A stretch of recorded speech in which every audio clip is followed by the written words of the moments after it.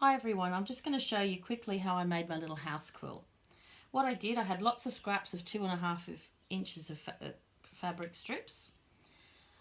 I joined up the smaller ones with the next size up and joined those together to make the middle section. Then I got some longer strips and sewed them all on the outside. I then took my trusty ruler and then I trimmed them all to be 5 inches long and to be 6 inches wide. So that made up these little blocks like that. Then to each of those I added a little white strip, which is 5 inches by 2.5. Then I set those aside. So the finished size of these blocks was 5 inches by 8 inches. The next thing I did, I got my square scraps.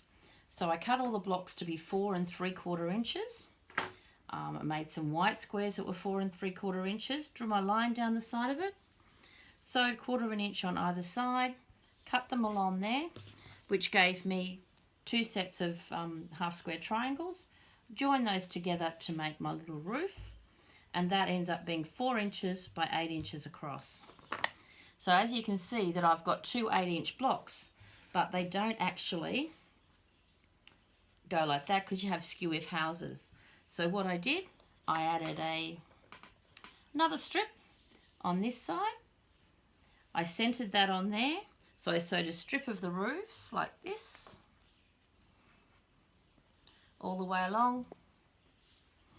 And then I added a white to each side and sewed that along, and I centered them accordingly.